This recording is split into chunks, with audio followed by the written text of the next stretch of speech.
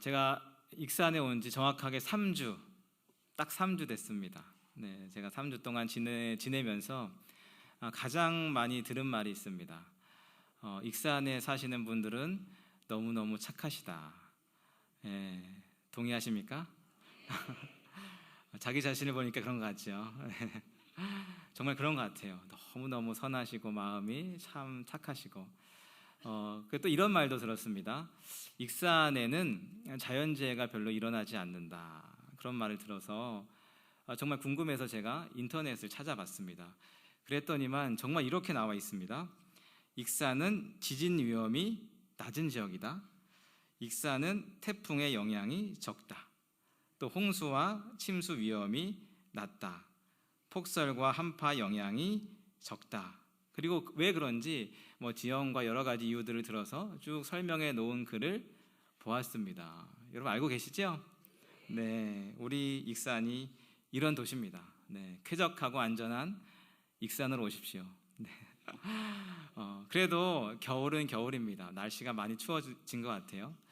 며칠 전에는 눈도 많이 내렸고 오늘 새벽에도 이렇게 눈이 날렸는데요. 아무쪼록 건강 유의하시고 또 감기 조심하시고 오후 가실 때 미끄러우니까 조심히 또 걸어 다니셔서 겨울도 건강하게 그런 겨울 보내시길 바랍니다. 우리가 이런 계절에 따라서 겨울을 경험하기도 하지만 또 계절과 상관없이 겨울을 경험할 때도 있습니다. 어떨 때는 화창한 봄날의 시간을 경험하기도 하고요. 또 어떨 때는 또 열정적인 여름의 시간을 경험할 때도 있지요. 또 어떨 때는 풍요로운 가을의 계절을 경험할 때도 있고 어떨 때는 아주 차디차고 매서운 겨울의 시간을 경험할 때도 있습니다. 몸의 질병으로 인해서 또 학업과 취업과 경제와 여러 가지 어려움으로 인해서 정말 외롭고 매서운 시간들을 우리가 걸어가야 할 때가 있습니다. 아무리 두꺼운 옷을 입어도 그 두꺼운 옷 사이로 찬바람이 스며들어와 내 몸을 차갑게 만드는 것처럼 내 몸과 마음을 꽁꽁 얼어붙게 만드는 그런 시간들이 우리에게도 존재하는 것이지요. 그런 시간들을 마주하게 되면 우리는 따스한 봄을 기다리게 됩니다.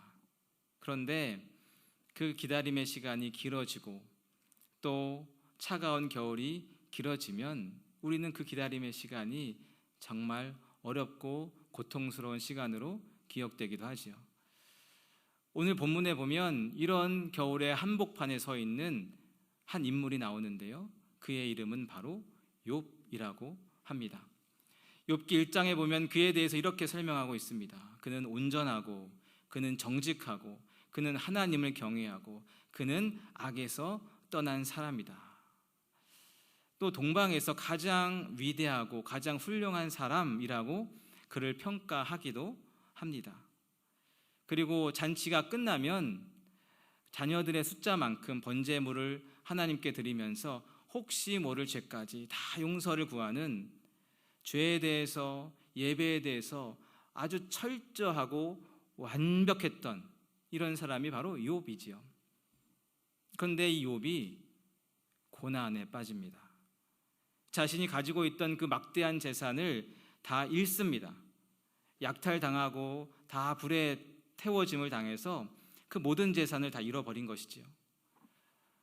태풍이 불어 집이 무너져 10명의 자녀들이 한날 한시에 다 죽음을 맞이합니다. 자기 자신은 악성 피부병에 걸려서 너무 괴로워 몸을 긁으며 고통스러운 시간을 보내고 있습니다.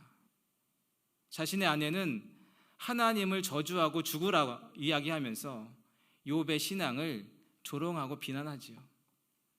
그리고 욥을 위로한다고 친구들이 찾아왔지만 위로는커녕 욥을 정죄합니다. 욥은 그렇게 외로운 시간을 보내고 있어요. 이것처럼 차가운 겨울이 어디 있을까요? 몸도 마음도 다 얼어붙었습니다. 내가 가지고 있는 모든 것을 다 잃어버렸습니다. 그 누구도 위로가 되지 않습니다. 다 내가 잘못했다라고 손가락질하고 있어요. 정말 그런가? 라는 생각이 들게 되는 거죠. 그래서 2절에 보면 이렇게 말씀하고 있는데요. 우리 23장 2절 말씀 우리 함께 읽겠습니다. 시작. 내게 반항하는 마음과 근심이 있나니 내가 받는 재앙이 탄식보다 무거움이라. 아멘. 반항하는 마음이 있습니다. 세상을 향해서, 하나님을 향해서 이 반항하는 마음이 있어요. 여러분 그렇지 않겠습니까? 아니 내가 어떻게 살았는데, 내가 온전하게 살고 정직하게 살고 하나님 경외하며 살았는데, 죄에 대해서 정말 완벽하게 죄 짓지 않으려고 노력했고 정말 열심히 예배드리며 하나님 섬기며 살았는데, 하나님 이게 무슨 말입니까? 왜 나에게 이런 고난이 닥칩니까? 하나님 대답 좀 하십시오. 이게 말이나 되는 이야기입니까? 반항하는 마음이 들지 않겠습니까? 그리고 또 그에게 근심이 있었습니다. 근심이라는 단어는 이제 묵상이라는 단어와 연결이 됩니다. 이 말씀을 묵상하고 곱씹는 것처럼 계속해서 자신의 상처와 아픔을 곱씹는 거예요. 그러다 보니까 말씀이 내 깊이 들어오는 것처럼 아픔이 내 몸 구석구석을 파고듭니다. 내 장기를 찌르지요. 내 심장을 찌릅니다. 내 폐를 찌릅니다. 내 관절 구석구석 상처와 고통과 아픔으로 스며드는 것이지요. 그래서 그는 이렇게 이야기합니다. 내가 받은 재앙이 탄식보다 무겁다. 재앙이 있는데 이 재앙이 이 탄식보다 무거워요. 그래서 이 탄식이 이 재앙을 어떻게 견뎌낼 수 없는 거예요. 이 탄식은 하나님께 드리는 탄원 기도를 이야기해요. 너무너무 힘들어서 울부짖는 거죠. 새벽마다 나와 저녁마다 나와 하나님께 기도합니다. 소리 지르고 눈물로 기도합니다. 그런데 이 재앙을 이겨낼 재간이 없어요. 얼마나 이 재앙이 무겁고 나를 강하게 짓누르는지 그 기도로, 그 탄식으로 이 재앙을 버텨낼 수 없습니다. 아니 좀 나아져야 되는 거 아닌가요? 이렇게 하나님께 울부짖고 기도하는데 상황이 좀 나아져야 되는 것 아닌가? 나를 대하는 사람들의 태도가 좀 달라져야 되는 것 아닌가? 아니 적어도 내 마음이 좀 평안해져야 되는 거 아닌가요? 그런데 그렇게 울부짖고 그렇게 탄식해도 상황이 나아지는 것도 아니고 사람들의 태도가 변하는 것도 아니고 여전히 내 마음이 어둡고 슬픔이 가득하지요. 좀처럼 나아질 기미가 보이지 않습니다. 내가 믿음이 있으니까 잘 이겨낼 수 있겠지라고 생각했지만 결코 쉽지 않은 것이지요. 그래서 3절에 보시면 욥은 하나님을 찾습니다. 3절 한번 보십시오. 내가 어찌하면 하나님을 발견하고 그의 처소에 나아가랴.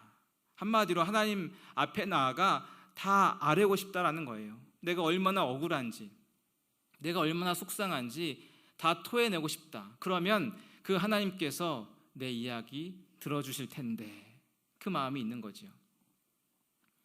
우리는 고난의 시간과 어려움의 시간을 경험할 때 우리 주변에 있는 사람들이 참 위로가 될 때가 있습니다.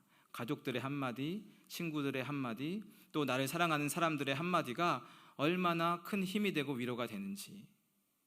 그런데 어떨 때는 그들의 말이 더 상처가 될 때도 있어요. 아니 가족인데 나한테 어떻게 저렇게 이야기하지? 아니 내가 그렇게 자기한테 잘해줬는데 어떻게 나한테 이렇게 이야기하지? 내가 10년 동안 10년지기 친구인데 어떻게 내 상황을 이렇게 이해할 수 없지? 어떻게 수십 년 동안 나와 함께 동고동락한 저 사람이 나한테 이렇게 이야기할까? 그들의 말이 오히려 나에게 깊은 상처가 될 때가 있죠. 그런데 그들도 사실 연약한 사람일 뿐입니다. 그들이 어찌 내 마음을 다 헤아릴 수 있겠습니까? 그들이 어찌 내 상황을 다 해석해낼 수 있겠습니까? 그들이 어찌 모든 것을 다 알 수 있겠습니까? 그들 역시 연약한 인간의 한 사람일 뿐이지요. 그러면 어떻게 됩니까? 그러면 하나님을 찾는 거예요. 우리의 완벽한 위로자 되시는, 나의 모든 마음을 헤아리시는 그 하나님을 찾게 되는 거죠. 욥이 지금 그러고 있습니다. 그런데 8절과 9절 보십시오. 우리 8절과 9절 우리 함께 읽겠습니다. 시작. 그런데 내가 앞으로 가도 그가 아니 계시고 뒤로 가도 보이지 아니하며 그가 왼쪽에서 일하시나 내가 만날 수 없고 그가 오른쪽으로 돌이키시나 배울 수 없구나. 아멘. 이해할 수 없는 고난에 친구들도 가족도 사랑하는 사람들도 위로가 되지 않아 하나님을 찾는데 어떡합니까? 하나님이 없어요. 하나님이 보이지 않습니다. 이쪽에 계신 것 같아서 열심히 이쪽으로 달려갔는데 이쪽에 안 계신 거예요. 반대쪽에 계신가 해서 열심히 반대쪽으로 달려갔는데 그쪽에서도 하나님을 발견할 수 없습니다. 하나님이 느껴지지 않는 거예요. 아니, 하나님이 계신 건 알겠어요. 하나님이 일하고 역사하고 계신 거는 내가 알겠습니다. 그런데 그 하나님이 느껴지지 않고 그 하나님이 감각되지 않고 그 하나님과 내가 맞닿을 수 없는 거예요. 한마디로 욥은 지금 하나님의 부재를 경험하고 있는 거죠. 근데 여러분, 욥의 이 어려움과 고난 그리고 그 속에서 경험되어지는 이 하나님의 부재, 사실 우리도 동일하게 경험하고 있는 것들 아닌가요? 우리에게도 이런 겨울의 시간들이 있습니다. 건강으로 인해, 또 재정으로 인해, 여러 관계들로 인해, 영혼의 어려움으로 인해 이런 겨울의 시간들을 우리도 보낼 때가 있지요. 아무리 신앙생활하며 이겨보려 해도 감당할 수 없는, 짓누르는 그런 큰 어려움의 무게들이 우리에게도 있을 때가 있습니다. 아무리 생각해도 이해되지 않는, 그래서 하나님 도대체 어떻게 이럴 수 있습니까? 라고 반항하고 근심했던 그 시간들이 우리에게도 있지 않습니까? 기도와 예배를 계속해서 이어가지만 도무지 하나님이 감각되지 않아 외로움의 시간들을 보냈던 그 시절도 우리에게 있지요. 그래서 우리도 이렇게 말할 때가 있습니다. 하나님이 계신 건 알겠어요. 하나님의 존재를 부인하진 않겠습니다. 근데 적어도 나는 그 하나님을 모르겠어요. 그 하나님이 느껴지지 않습니다. 적어도 그 하나님이 나한테 관심 없는 것 같고, 적어도 그 하나님이 지금 내 어려움에 개입하지 않는 것 같습니다. 많은 사람들이 욥기에 공감하는 이유, 힘들 때마다 욥기를 펼쳐 읽는 이유가 그의 이야기가 바로 우리들의 이야기이기 때문이지요. 이렇게 1절에서 9절까지 굉장한 고난과 어려움에 대해서 이야기합니다. 그런데 10절에 가니까 정말 놀라운 반전의 고백을 욥이 하는 것을 보게 되는데요. 우리 10절 말씀 우리 함께 읽겠습니다. 시작.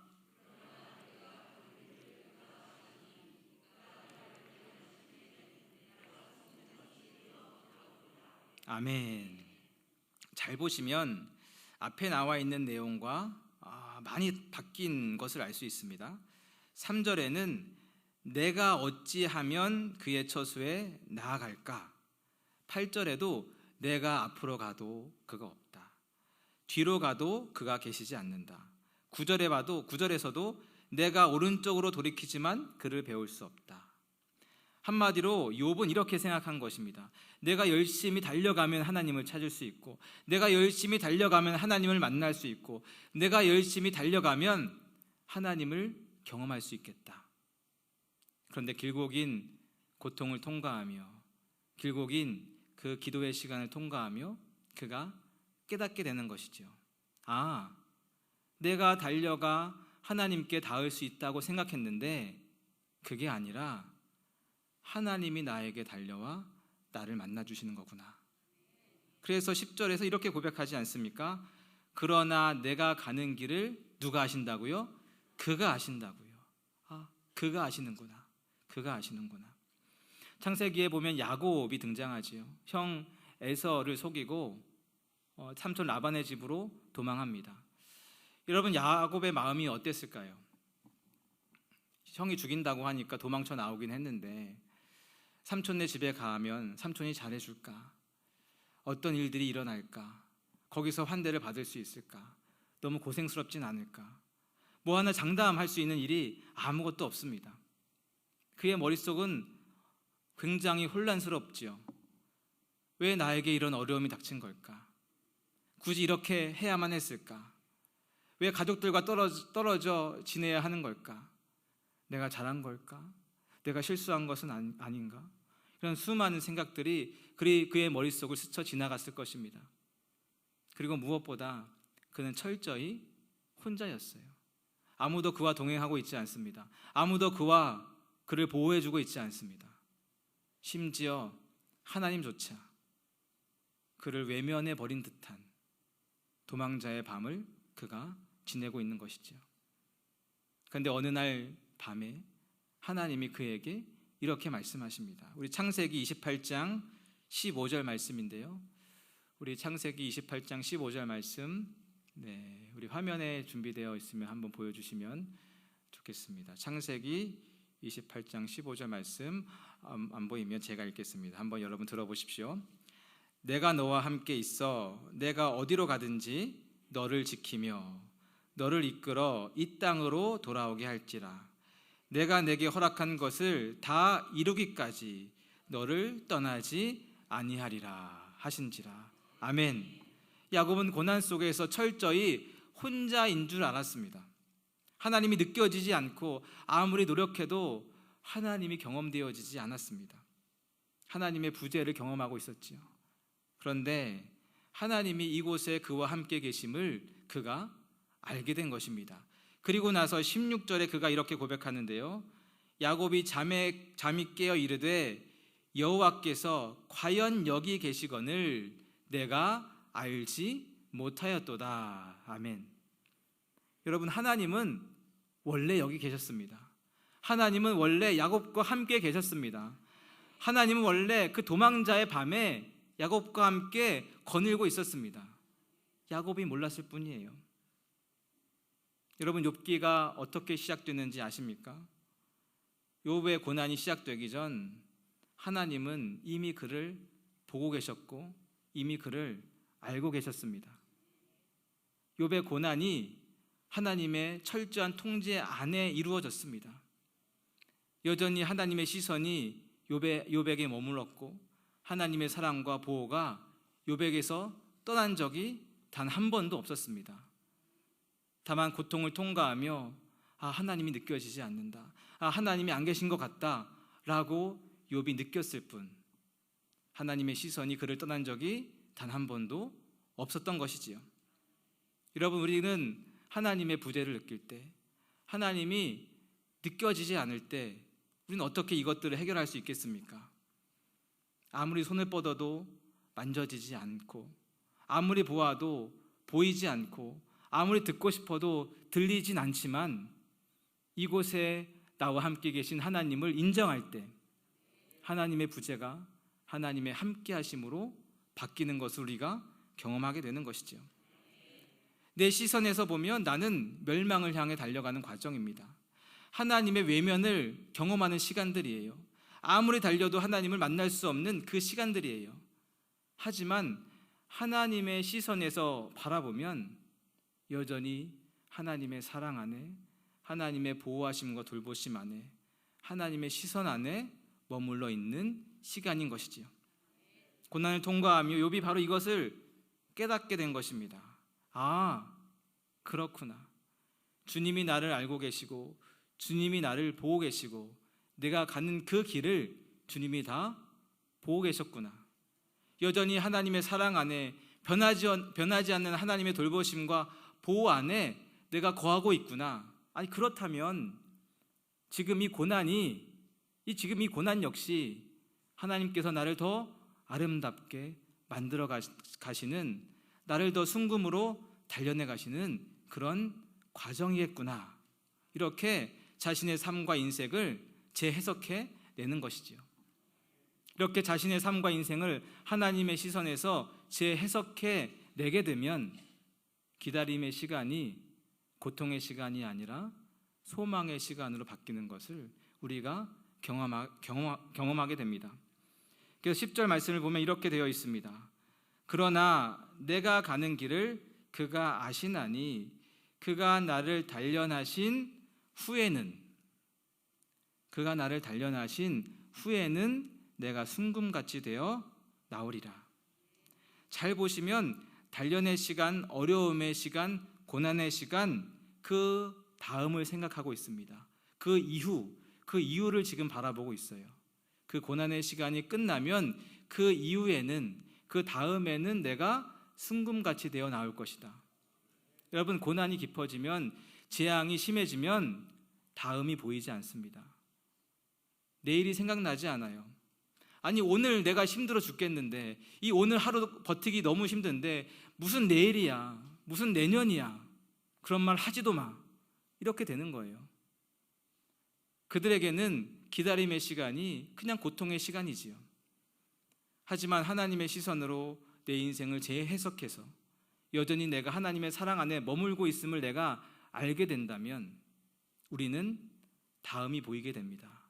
내일이 보이게 되고요, 내년이 보이게 되고 10년 후가 보이게 되는 거예요. 내가 비록 지금 고난의 시간을 겪고 있지만 그 다음에, 그 이후에 내가 순금같이 되어 하나님께 나갈 것이다. 그것이 기대가 되는 것이지요. 그래서 이들에게는 기다림이 소망의 시간이 되는 것입니다. 여러분, 대림절은 바로 이런 시간이에요. 기다림의 고통이 기다림의 소망으로 바뀌는 시간. 이스라엘 백성들은 바벨론에서 이제 포로로 돌아왔습니다. 돌아왔는데도 여전히 그들의 삶은 힘들어요. 고생스럽습니다. 차라리 포로 때가 나았다라고 말할 만큼 그들의 삶은 나아지지 않습니다. 더군다나 길고 긴 로마의 압제 속에 하나님께 기도하지만 하나님이 응답하지 않는 것처럼 느낍니다. 그래서 신약과 구약 그 중간 400년을 하나님이 침묵하신 시기라고 말하는 것이지요. 아무리 부르짖어도 하나님이 느껴지지 않아요. 그런데 그 백성들에게 예수님이 친히 찾아오십니다. 차가운 겨울을 겪고 있는 그들에게 하나님이 친히 찾아오시는 것이지요. 그래서 단 한순간도 내 백성을 사랑하지 않은 적이 없음을 저 십자가를 통해 확증해 내시는 것이지요. 대림절은 바로 그런 시간입니다. 기다림의 고통이 기다림의 소망으로 바뀌는 시간. 사랑하는 여러분, 여러분은 과연 무엇을 기다리고 있습니까? 열심히 달려가지만 내가 원하는 그곳에, 내가 원하는 그 존재에, 내가 원하는 그 목표에 도달하지 못하는 것 같아 힘겨운 기다림의 시간을 보내고 있지는 않습니까? 도저히 해석되지 않는 내 인생과 내 삶의 문제들로 인해 열심히 달려가도 경험되어지지 않는 그 하나님으로 인해 외로운 기다림의 시간을 보내고 있지는 않습니까? 그렇다면 하나님의 시선으로 여러분의 삶을 바라보십시오. 하나님의 시선으로 여러분의 인생을 재해석해 내십시오. 십자가에서 내 아들을 내어 주었는데 어찌 내가 너희들을 사랑하지 않을 수 있겠느냐? 어찌 내가 너희들을 포기할 수 있겠느냐? 어찌 내가 너희들에게 시선을 돌릴 수 있겠느냐? 그렇게 말씀하시며 내 인생에 찾아오시는, 아니 이미 내 인생에 와 계신, 내 인생과 긴밀하게 연결되어 있는 그 하나님을 경험하게 될 것입니다. 그래서 우리가 겪는 이 기다림의 시간이 이 막막함과 고통의 시간이 아니라 순금이 되어져 가는, 하나님의 영광이 되어져 가는 그런 소망과 기대의 시간, 희망의 시간이 될 수 있기를 주님의 이름으로 축원합니다.